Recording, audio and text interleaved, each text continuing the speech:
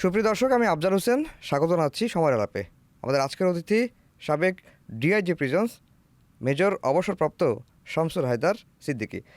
Sir, আপনাকে অসংখ্য ধন্যবাদ জানিয়ে শুরু করছি আমাদের আজকের সময়ের আলাপ। জঙ্গিদের জন্য আলাদা কী ধরনের ব্যবস্থা থাকে কারাগারে?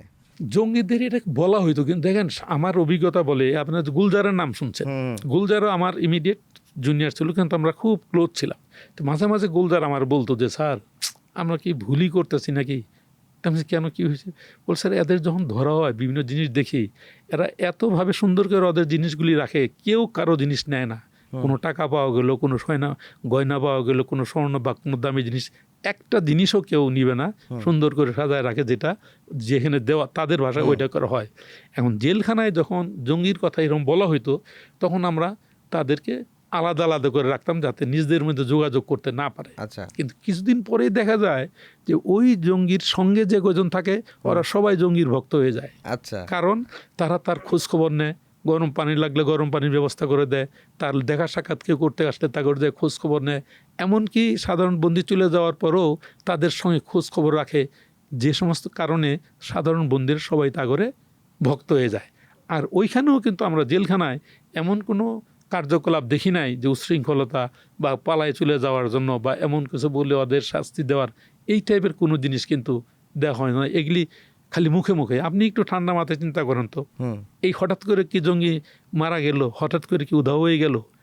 আগেও কিন্তু এটা, এখন আপনি যেভাবে প্রকাশ করবেন, মানুষকে যেভাবে বলবেন, মানুষ তো এই সম্পর্কে কোনো ধারণা রাখে না, তাদেরকে ওইভাবেই বিশ্বাস করে। কিন্তু আমার ব্যক্তিগত, আমরা কিন্তু কখনো উশৃঙ্খলের এরকম জিনিস কখনো দেখি নাই। এই যে যাবজ্জীবন সাজার মেয়াদ নিয়ে একটু ক্লিয়ার হতে চাই, এটা একটু বলবেন। আর পাশাপাশি আপনি একটা কথা বলছিলেন যে জেলখানায় ভালো আচরণ, তারপর হচ্ছে রক্ত দেয়া থেকে বিভিন্ন কারণে সাজার মেয়াদটা কমে যায়। তো ভালো আচরণ বলতে জেলখানায় কীরকম আচরণ চলে? দেখেন, জেলখানা, আপনি কখনো যদি জেলখানা যান, ভিতরে দেখবেন কিন্তু একদম পরিষ্কার পরিচ্ছন্ন রয়েছে। যে পরিষ্কার পরিচ্ছন্ন রয়েছে, এটা কিন্তু বাইরের কোনো লোকজন না, তারাই কিন্তু করে। ওই যে দেখেন, সশ্রম কারাদণ্ড বলে, যে যাদেরকে এই রকম কারাদণ্ড, সশ্রম কারাদণ্ড দেয়, তাদেরকে দিয়েই কিন্তু বিভিন্ন কাজগুলি করানো হয়। ওইখানে প্রশাসনের অনেক কাজ থাকে, বন্দীদের ডেকে আনা, তাদের রুম পরিষ্কার করা বা তাদের লাইন ধরে করা, তাদের কাছে কোনো মেসেজ পৌঁছানো, এগুলি কিন্তু ওই সমস্ত বন্দীদের দ্বারা করা হয়, যাদেরকে ম্যাট বলে। বা জেলখানার বিভিন্ন, আরেকটা খুব মজার কথা, ফালতু বলে না, ফালতু যে ওই যে তারেক রহমান সাহেবের সঙ্গে ফালতু হিসেবে যেছিল, সে কিন্তু এখন খুব ভালো আছে, যোগাযোগ। ওইটা যারা একজন সহকর্মী কাজকর্ম, ওইটা জেলখানায় আসলে এই ব্যাপারে এই যে খন্দকার মোশাররফ হোসেন সাহেব আছেন না, সদস্য বিএনপির, উনি কিন্তু একটা খুব ভালো কথা বলছিলেন যে ফালতু নামটা বাদ দিয়ে সেবক করা যায় কিনা। ওনারাও খুব ভালো মানুষ। আমার ওইটা যদি বলেন যে ভিআইপি বন্দিরা কেমন ছিলেন, ওইটা পরে আলাদা করার, কারণ জেলখানার এত ঘটনা রয়েছে যে আপনি যাওয়ার পরে মনে এটা তো বলা হয় নাই, এটা তো বলা হলো না। কারণ এই পরে একদিন বললাম যে আমার ইন্টারভিউ নিল কত 2 ঘন্টা 46 মিনিট মতো, তারপরও বলো যে ভাই এই কয়টা জিনিস কিন্তু বাদ রয়ে গেছে। সো নানা জিনিস আসে। এখন আপনি জেলখানা, আমি আমার যেটা প্রশ্ন ছিল যে ভালো আচরণ বলতে, ভালো আচরণ বলতেছে যে একজন বন্দী আসলেন, ওনাকে আপনি দায়িত্ব দিলেন যে তুমি এদেরকে এই ক্লাসগুলি নিবা। মনে করেন সে ডাক্তার বা ইঞ্জিনিয়ার বা যে কোনো, উনি কিন্তু নর্মাল টাইমলি ওগুলি নিতেছেন, আপনি যা যা কথা বলতেছেন, আপনার সঙ্গে সহযোগিতা করছে, ভালো আচরণ কিন্তু এইটাই ধরা হইতেছে। এবং যারা প্রশাসনকে সব কাজে মানে সাহায্য করে, সহযোগিতা করে। রিসেন্টলি জেলখানায় ঢাকাতে আমি যখন ছিলাম, তখন ঢাকা কেন্দ্রীয় কারাগারের বন্দির সংখ্যা ছিল 14,000। আচ্ছা। এখন 14,000 বন্দিরে সকালবেলা রুটি খাওয়াইতে গেলে, 2টা রুটি বানাইতে গেলে আপনার 28,000 রুটি বানাইতে হবে। এখন কিন্তু যে আজকেই কথা শুনলাম, জেলখানায় তারা কিন্তু রুটির কিছু মেশিন আনছে, অটোমেটিক রুটি মেশিনের মাধ্যমে বানাই দিচ্ছে, বানাচ্ছে। এখন এটা করতে যারা সাহায্য করে, নানা কাজে করে, বন্দীদের উশৃঙ্খলা দমনে, বন্দী হয়ে আরেক বন্দীর সাহায্য করে, নিবৃত্ত করে, যে ভালো কাজের কথা বললেন, প্রশাসনের কথা মতো যে চলে তারাই কিন্তু করে। আর রেমিশনটা হয় কাদের? যারা সাজাপ্রাপ্ত। ওইখানে কিন্তু দেখবেন 100 জন থাকলে সাজাপ্রাপ্ত আছে, তারা তো আর ওর মধ্যে আমরা বিভিন্ন নাটক সিনেমাতে দেখি যে কারাগারের ভেতরে মানে সন্ত্রাসী যারা ছোট ছোট গ্রুপ হয়ে যায়। বাংলাদেশের কারাগারে এ ধরনের না কোনো না, চিত্র ছোট ছোট দেখেছেন কিনা? গ্রুপ হয়ে যায়, এটা যদি কারা কর্তৃপক্ষ খারাপ থাকে, কোনো একটা কারা বিদ্রোহ হইলে ওর দায়িত্ব কারা কর্তৃপক্ষের মধ্যে আসবে না? হুম তা কারা কর্তৃপক্ষের মধ্যে যদি আসে তাহলে কারা কর্তৃপক্ষ ভালো কাজ করে নাই। এই যে আমি বলি, বিদেশি একটা টিম একবার আসছিলেন হুম ঢাকা জেল, তখন এই যে প্রিজন আমরাও ছিলাম। আচ্ছা তারা জেলখানার মধ্যে ঢুকলেন, ঢুকার পর যখন দেখলেন এরকম হাজার হাজার বন্দী একসঙ্গে ঘুরতেছে, কথা বলতেছে, কোনো মারামারি হইতেছে না, এইটা দেখে তারা অবাক হয়ে গেলেন। কারণ বিশ্বে অন্য যেখানে যান সব বন্দী কিন্তু যার যার ছেলে ওরকম থাকে, বন্দী প্রশ্নই থাকে। ওঠে না। হ্যাঁ। আমাদের দেশে ইনশাল্লাহ কিন্তু এটা হয় না। দেখেন কারা কর্তৃপক্ষের বা বন্দির মারামারির কথা তেমন শুনেন। এই যে এত সামনে এই আগে আমাদের অসুস্থ যেটা গেল সোয়াসে হুম 22-23 সালে হুম করোনা, করোনা কবে করোনা, দেখুন কোন একটা জেলে একসঙ্গে তো থাকতো, গাদাগাদি করে থাকতো, ওইখানে কি হয়েছে? জেল কর্তৃপক্ষ কিন্তু আগের চেয়ে এখন অনেক সতর্ক। হুম অনেক দোষ আছে, ভুল আছে, স্বীকার করি, কিন্তু আগের চেয়ে ওই দেখেন যে রুটির কথা বললাম, আমি আপনারই বললাম যে ভূমিকম্প হইলে কি করবে, বন্দিরা কি করবে, আগুন লাগলে কি করবে, এই চিন্তা ভাবনা কিন্তু তারা করতেছে ভিতরে। কিন্তু আমি যখন একবার ইরানে গেছিলাম এই কারাগার থেকে, তখন দেখাইছিলাম যে আমার গায়ে একটা জাম্পার ছিল, ওইটা ময়মনসিংহ কারাগার থেকে বানানো। আমার পায়ে যে স্যান্ডেল ছিল ওইটা ময়মনসিংহ বন্দিরদের বানানো। অনেক জিনিস আছে মানুষ কিন্তু জানে না। মানুষ শুধু জানে কয়টা মুড়া বানায়, এটা জানে, এগুলি জানে, অনেক জিনিস কিন্তু হয় কারাগারের। দেখেন আমি সবসময় বন্দীদের বলতাম যে ভাই, ওইখানে যে লোকগুলি চলে আসছে এরা কিন্তু বাইরের কেউ না, আজকে আসছে কালকেই চলে যাবে। অনেক ভালো লোক আছে, এবং এই কথাগুলো আমি বিভিন্ন সময়, এই যে সাবির হোসেন চৌধুরীর কথা শুনেন না, ওনার বড় ভাই ছিলেন সাইদ হোসেন চৌধুরী, অত্যন্ত ভদ্র ভালো লোক ছিল। তার আমি বলছিলাম যে স্যার, কিছু কিছু লোকরে আল্লাহ জেলে পাঠায় সাধারণ বন্দীদের উপকার করার জন্য। এখানে অনেক বন্দী, আমি তখনকার কথা বলতে 2007-এ, অনেক বন্দী আছে অল্প কয়টা টাকার জন্য জামিনে চলে যেতে পারতেছেন, এ করতেন। আমার কথা শোনার পরে উনি উনার মাধ্যমে প্রায় 30 লাখ টাকা খরচ করে কিন্তু অনেক লোককে বাইর করে দিয়েছিলেন। মানে কথা বলতে এটা হয় যে নানা জিনিস, এই যে এই কাজগুলি যে করে সরকারও করে, সরকারও করে। দেখেন সরকারে আমিও এটা বললাম, কিছু বন্দির প্রবলেম আছে যে জামিনের ব্যবস্থা করে দেওয়া, এগুলো একবার যে জামিনে দেয় সে আর তারপরে আর হাজির হয় না। তখন বন্দিরা যে সমস্ত অ্যাডভোকেট করে তারা পরে বিপদে। সরকারও কিন্তু এখন অনেক মানে দায়িত্ব নিয়েই, দেখেন আপনি যদি আগের তুলনা দেখেন, জেলখানা আগের চেয়ে অনেক ভালো হয়েছে, কিন্তু সার্বিকভাবে চিন্তা করেন বাংলাদেশের দুর্নীতি তো কোথাও একদম শেষ হয়ে যায় না। না, শেষ হয়ে যায় না। আমরা অনেকেই দেখেছি যে যারা কারাগারে থাকেন, বাইরে যারা আত্মস্বজন থাকেন, ফোন সপ্তাহে মনে হয় একদিন কথা বলার সুযোগ পান মোবাইলে এখন। জি, তো ফোন করেই বলে সিগারেট পাঠাও। মানে কারাগারের ভিতরে মানে সিগারেট কি মুদ্রা হিসেবে চলে নাকি? না না, দেখেন এইটাই হলো কারাগারে মানুষের একটা মিথ বা দেখেন, এই যে ব্রিগেডিয়ার জাকিরের কথা বললাম, উনি আসার পরে কিন্তু ক্যান্টিনটা শুরু করলাম। আচ্ছা, ক্যান্টিনে যখন আমি প্রথম শুরু করি, ক্যান্টিনের কি পরিমাণ লাভ হয়, যেটা আমরা বারবার বললাম যে ভাই এটা তো লাভের প্রতিষ্ঠান না, এটা বন্দিরের জন্য। বাজারে যদি একটা 10 টাকা দাম হয়, এটা কোনোভাবেই 10 টাকার চেয়ে কম হওয়া উচিত। কারণ আমি নিজে সাবান কিনে আনছি যে 12 ডজন সাবান কিনলে 1 ডজন সাবান এমনি দিয়ে দেয়। তাহলে আমি ওই ডজনের সাবানটাও এর মধ্যে দাম নেব, আমার কোনো ইলেকট্রিসিটি লাগে না, আমার কারো বেতন দিতে হয় না, কারো আমি কেন ব্যবসার মধ্যে যাব? তখন কিন্তু খুব জিনিসে পরবর্তীতে এই ব্রিগেডিয়ার যে আইজি প্রথমে, এখন যিনি আছেন, উনি গোপনে একবার করলেন কি, কারাগারের এই ক্যান্টিনের উনার নিজের লোক দিলেন, যেই কারাগার করো। দেখা গেছে যে তখন তার লাভ হইতেছে, যা মনে করে, আমি ওই কথাটা পরে বলি, কারাগারে লাভ যা হইতেছে, কথার কথা বললাম যে ঢাকা জেলের লাভ হইতো 1 কোটি টাকা মাসে, তাহলে কি করে সম্ভব? কিন্তু দেখাইতো তারা 25 লাখ, বাকি 75 লাখই নাই, ওই যে নানিয়েছিল। কিন্তু এই আইজি প্রিজন কিন্তু বন্ধ করে দিচ্ছে ওইটা, যে না, ওই টাকার নির্দিষ্ট একটা অংশ সরকারি ফান্ডে যায়, কিছু অংশ তাদের আলাদা একটা ফান্ড আছে উন্নয়নমূলক, ওই ফান্ডে যায়। বলার উদ্দেশ্য হলো যে যদি প্রশাসনে কারা কর্তৃপক্ষ ভালো থাকে তাহলে আপনার দুর্নীতিটা অনেক কমে যায়। প্রথমেই বলছিলাম জেলার আর জেল সুপার ভালো হইলে 50% দুর্নীতি তখনই কমে। ফাঁসির কাষ্ঠ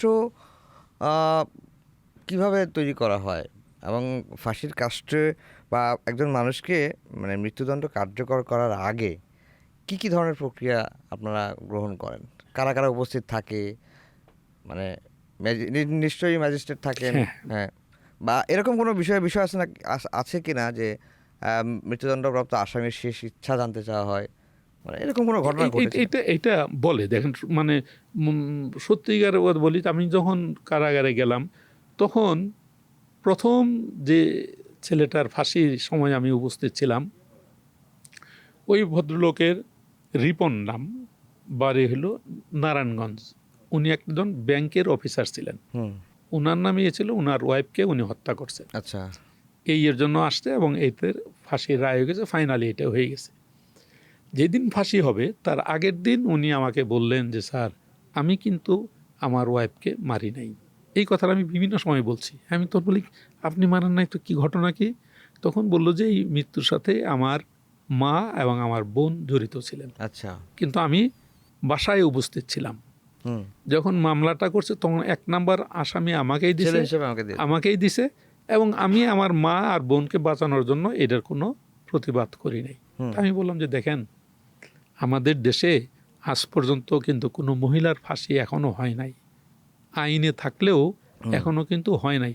একটা ফাঁসি হইতে গেলে কিন্তু অনেকগুলি ধাপ পার হইতে হয়। হুম, নিম্ন আদালত, উচ্চ আদালত, রিভিশন, হাইকোর্ট, আপিল সরকারি বিভাগ, রিভিশন, হ্যাঁ, সরকারি রাষ্ট্রপতি রাষ্ট্রপতি ক্ষমা, এই প্রত্যেকটা ধাপ পার না হলে কিন্তু কোনো ফাঁসিটার কার্যকর হয় না। হুম, কিন্তু আমাদের দেশে আজ পর্যন্ত কিন্তু কোনো মহিলার হয় নাই।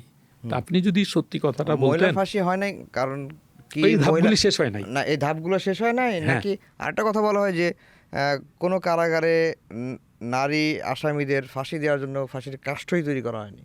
না, ফাঁসির কাজটা তো একই আলাদা, একই আলাদা আচ্ছা, হবে না, আলাদা হয় একই না। একই সবই থাকবে। আচ্ছা, শুধু করার জন্য এটা কিন্তু হয় না আজ পর্যন্ত, কিন্তু ইন্ডিয়াতেও হয়েছে, সব জায়গায়, আমাদের বাংলাদেশে হয় নাই।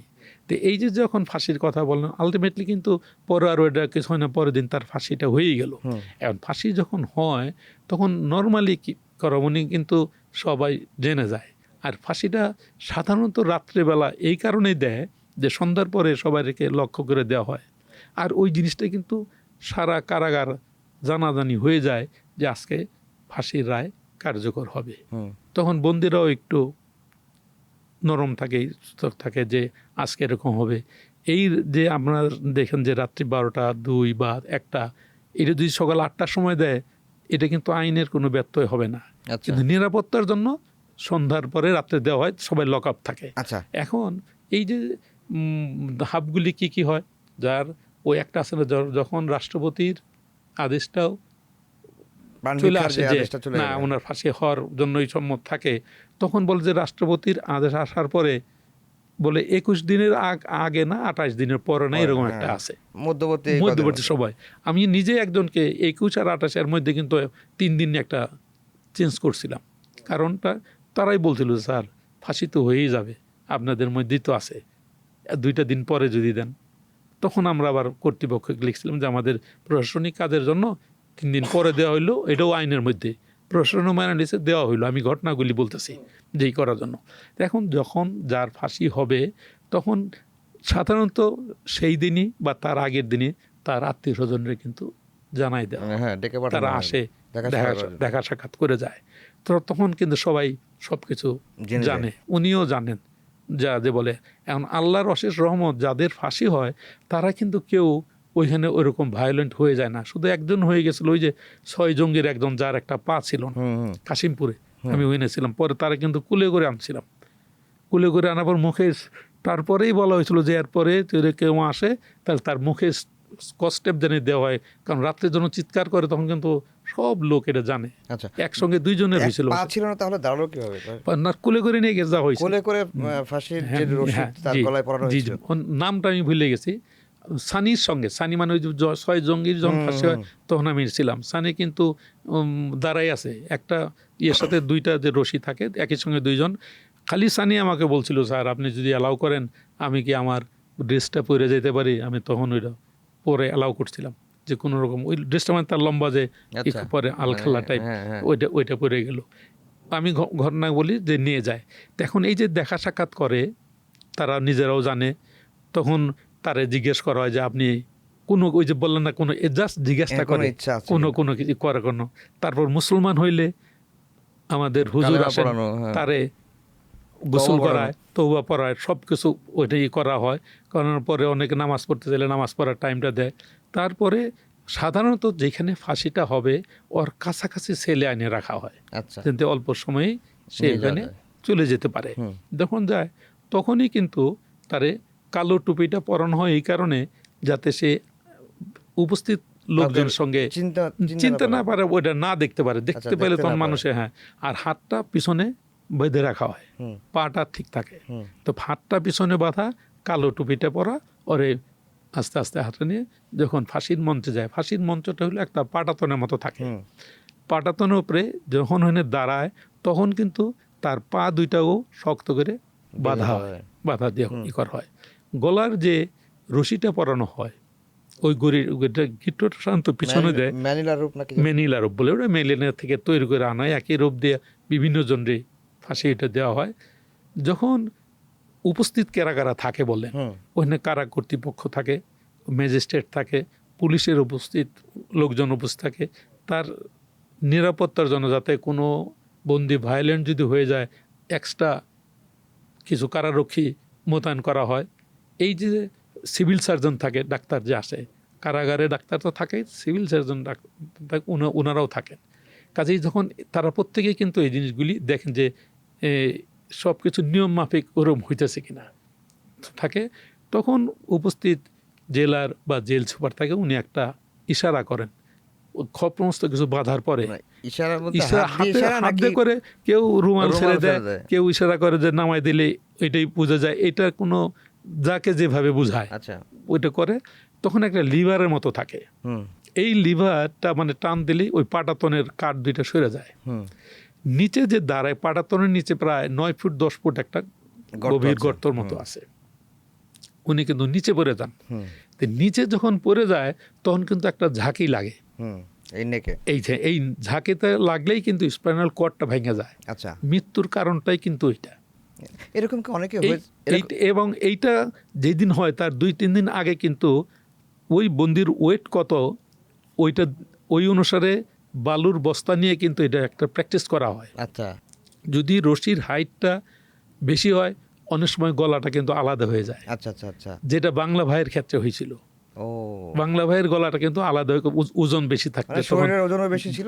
শরীরের ওজনের সাথে ওয়েটের সাথে ওই রশির দৈর্ঘ্য কতটুকু হবে এটা নির্ভর করে। হুম। ওজন তো কম হলে এরকম কি কখনো হয়েছে? মানে আর কিভাবে নেবেন প্রশ্নটা, সেটা হচ্ছে যে ফাঁসি কার্যকরের দিন ঠিক হয়েছে, সব কিছু প্রস্তুত, কিন্তু ফাঁসি দেওয়া যায়নি বা হয় নাই, কার্যকর করা যায় নাই, বা স্থগিত হয়ে গেছে, এরকম কোনো কিছু? এটা আমার জানা মতো আমি তো ওখানে এরকম শুনি না যে আচ্ছা, আপনি স্থগিত হয়ে গেলে বা ও নিশ্চয়ই আইনগত কোনো এটা বিষয়। হইতে পারে, কিন্তু এরকম আমার জানা মতো আমি এখানে আপনি দেখি। যে কয়টা ফাঁসির সময় ছিলেন, যখন শেষ ইচ্ছার কথা জিজ্ঞাসা করা হয় তখন কি বলে সাধারণত? তারা অনেক সাধারণত তাদের ওই বাবা মার সঙ্গে দেখা করতেই ওইটাই কথা বলে।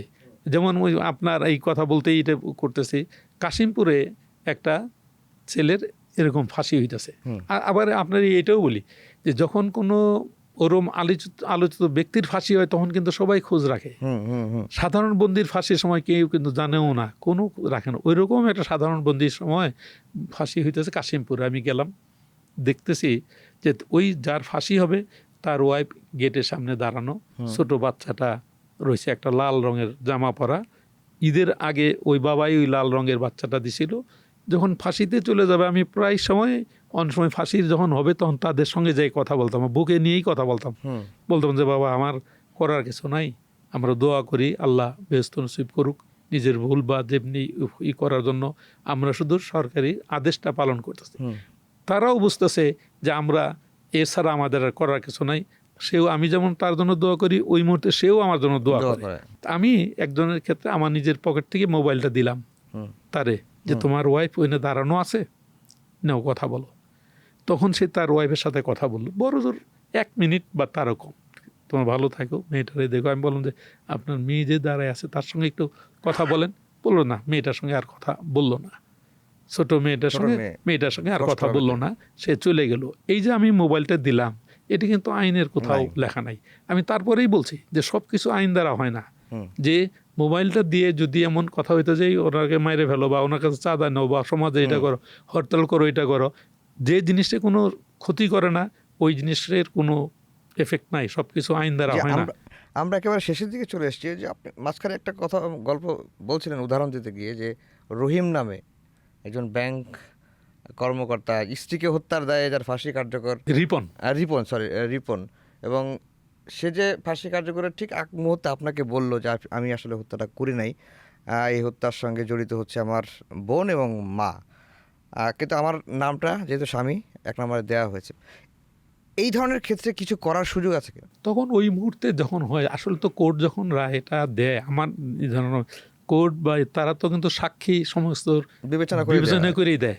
ওই সময় তো তিনি অস্বীকার করেন নাই, ওইটা করেন নাই। এখন যেটা বললেন, এটা আমি বলতেছি, এটা তো সত্যি নাও হইতে পারে, তাও পারে আবার এটা যে হ্যাঁ এরকম যখন মানবিক দিকটা বলছে, তখন একটা কথা আমি আগে এই যে পাশাপাশি এই যে মানবিক দিকটা বললেন, আপনারা কয়েকদিন আগে দেখছেন না যে একজন আইসিইউতে একটা বন্দির হাত করা বানিয়েছিল। আমি কিন্তু এটা নিয়েও কথা বলি, মানে অভিজ্ঞতার জিনিসটা কি জিনিস, মানুষ কিন্তু এইটাই দেখে। আপনি কিছুদিন আগেও দেখছেন যে কোর্ট থেকে কিন্তু একটা জঙ্গির নাম নিয়ে 2 জন মোটরসাইকেলে চলে গেছে।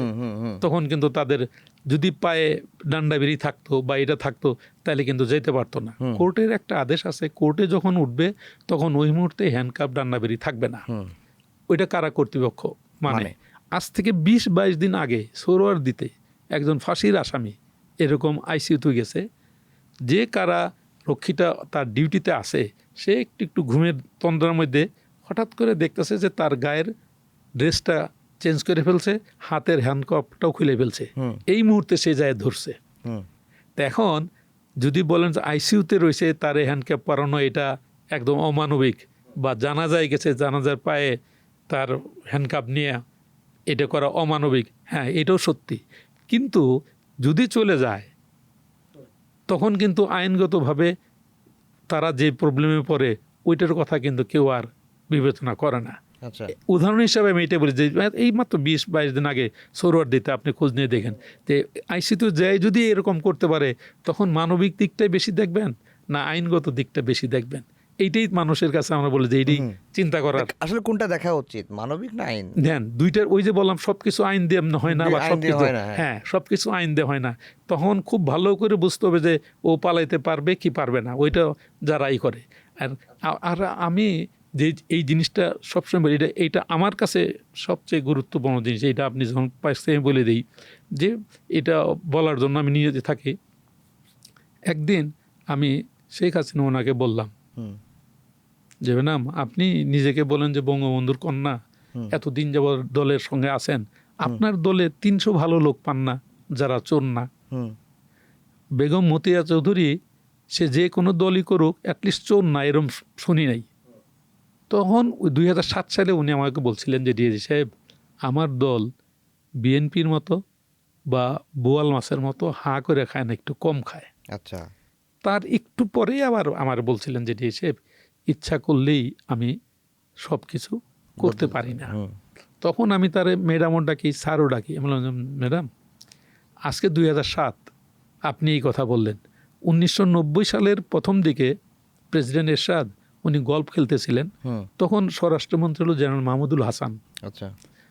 তো জেনারেল মাহমুদুল হাসানের সকালবেলা, আমি তখন পিএসএফে, প্রেসিডেন্ট এরশাদ খেয়াল করে নাই যে তার পিছনেই আমি সিভিল কাভার দাঁড়ায় আসি নাই। সে বলতেছে যে হাসান, প্রেসিডেন্ট এরশাদ বলতেছে, হাসান, এমন দেশের প্রেসিডেন্ট হইলাম যে আমার নিজের সিদ্ধান্ত আমি নিজে নিতে পারি না। তো তার 17 বছর পরে কিন্তু আপনি একই কথা বললেন। এই কথাটা রিলেট করে আমি এখন বলি যে আজকে যে বর্তমানে প্রধানমন্ত্রী তারেক রহমান, উনি কি এই অবস্থার মধ্যে আছেন কি নাই, উনি ভালো বলতে পারবেন। কাজেই মানুষ রাষ্ট্র পরিচালনার ক্ষেত্রে যা দেখে ওইটাই শেষ না, ভিতরে কে আছে কি না, এইটা মনে রেখে। আসিফ নজরুলের কথা বলি, একসময় কত বড় বড় ভালো ভালো কথা বলতো, কিন্তু যখন ওনাকে ক্ষমতা দেওয়া হইলো, উনি কিন্তু আর বলতে পারলেন না, এখন চুপ হয়ে গেছেন। শেষ প্রশ্ন আমার খুব করতে ইচ্ছা করছে যে আপনি যেহেতু মৃত্যুদণ্ডপ্রাপ্ত আসামি যাদের মৃত্যুদণ্ড কালকে বা আজকে সকালে বা রাতে দেওয়া হবে তাদের সঙ্গে কথা বলেছেন। মানে আমি ধরেন একজন আসামি, আমার আজকে রাত 10টা 1 মিনিটে ফাঁসি হবে, আপনি আমাকে এসে জিজ্ঞেস করছেন যে কি অবস্থা, মানে ওই সময় আমার মানসিক অবস্থাটা কেমন থাকে একজন আসামি, আপনি কেমন ওই দেখেন? ওই ওই দেখেন আপনারই বলেন যে আল্লাহর অশেষ রহমত, কেউ কিন্তু ভায়োলেন্ট হয় না, ভায়োলেন্ট হয় না। হয় না তখন। এবং সবচেয়ে ভালো জিনিস, তারা কেউ কারা কর্তৃপক্ষকে দোষও দেয় না, যে তার কারণ তারা খুব ভালো জানে যে আমরা মানে কারা কর্তৃপক্ষ, তারা নিজের থেকে কোনো কিছু অন্যায় ওরকম করে না, তারা কারা কর্তৃপক্ষের সন্তুষ্ট থাকে। কেন থাকে তারপরে বলে আমি কথা বলে এসে যায়। আচ্ছা। তখনকার সময় যে বন্দিটার ফাঁসি হবে, ফাঁসি হওয়ার পর সে তো মুসলমান, সে তো আত্মহত্যা করতেছে না। আমি কিন্তু ওই সময় কারাগারের ভিতরে সূরা ইয়াসিন আর রহমান এগুলি বাজাইতাম, যে মৃত্যুর শেষ মুহূর্তে ওনার কানে আল্লাহর এটা যাক। এবং এই জিনিসগুলি, এবং ফাঁসি হওয়ার পরে তার লাশের পাশে বসে সারা রাত কিন্তু কোরআন তেলাওয়াত করাইতাম। এইটা যখন তার আত্মীয় স্বজন শুনে, তখন তারা কিন্তু আরো সন্তুষ্ট হয়ে যায় কারাগারের প্রতি, যে না তারা এটা করছে। এবং ব্যক্তিগতভাবে যাদের ফাঁসি হয় তাদের বলে দেয়, তাদের প্রতি যতটুকু সম্ভব সহানুভূতিশীল আচরণ করা হয়। তারাও এটা বোঝে যে তারাও কিন্তু কোনো ভায়োলেন্ট ওরকম হয়ে যায় না। এই যে 71-এর মানবতা বিরোধী অপরাধের দায়ে জামায়াতের ফাঁসি হলো, সেটি নিয়ে আপনার কোনো তখন ওই সময় কিন্তু ছিলেন না? আমি ছিলাম না। তবে আমি কিন্তু দেখেন, এই যে বলতে এক একটার সাথে এক এক রকম, যে জামায়াতে জনাব মুজাহিদ স্যার, আরেকজন হলো নিজামী স্যার, দুইজনই যখন ছিলেন, তারা যখন জেলখানায় আসলেন, এই সময় নিজামী ওনার ছোট মেয়ের নাম ফাতিমা, আমারও ছোট মেয়ের নাম ফাতিমা, উনি তখন লন্ডন লেবার রুমে যেতে বাচ্চা হবে। আমি কিন্তু বললাম যে স্যার আপনার মেয়ে ভালো আছে, লেবার রুমে ঢুকছে, এইটি করা। তার একটু পরেই আবার আমি বললাম যে তার একটা কন্যা সন্তান বা পুত্র সন্তান আমার খেয়াল নাই, এরকম হয়েছে, ভালো আছে, কোনি করা। উনি খুব খুশি হইলেন, বললো যে ডিএ সাহেব কখনো কল্পনা করেন যে এত তাড়াতাড়ি খবরগুলি পাবো এই করার, আপনি যদি কিছু মনে না করেন আমি একটা নাম লিখে দিই, একটু বাইরে যারা আছে দিবেন আমার নামটা রাখতে। উনি কিন্তু তখন খুব খুশি হইলেন। আরেকটা প্রশ্ন আপনি করছিলেন জেলখানার, এটা এখনকার জন্য দরকার। জামাতে ইসলামের সাথে বিএনপির খালেদা বেগম খালেদা, ওনার সাথে কিন্তু মিটিং হয়েছিল, এটা তখনকার কর্তৃপক্ষ অ্যারেঞ্জমেন্ট করে দিয়েছিল। আচ্ছা। এই অ্যারেঞ্জমেন্টের বলার উদ্দেশ্য হলো, তখন তারা কিন্তু তাদের মধ্যে এত ভালো সম্পর্ক, খালেদা যে উনি আমাকে বলছিলেন যে ডি সাহেব ওনাদেরকে একটু খাওয়াই দেওয়া যাবে। উনি মানে ওই দুইজন যেন নিজামী, ওনারা ভদ্রতা খাতে আমাদের না খাইতে হবে না, ওই একজন ঢাকা জেল থেকে আসছে, একজন সাব জেলে, ঢাকা জেল থেকে সাব জেলে। এটা বলার উদ্দেশ্য যে সরকার চাইলে তখনও কিন্তু রাজনীতির এগুলো জেলের মধ্যে হয়। এগুলি নির্ভর করে সরকারের উপর। আচ্ছা, আপনাকে অসংখ্য ধন্যবাদ, অনেক কষ্ট করে সময় দিয়েছেন। জেলখানার নানা অজানা তথ্য, অজানা ঘটনা, আপনার নিজের অভিজ্ঞতা সম্পর্কে জানলাম। দর্শক সবাইকে ধন্যবাদ জানিয়ে শেষ করছি আমাদের আজকের সময়ের আলাপ।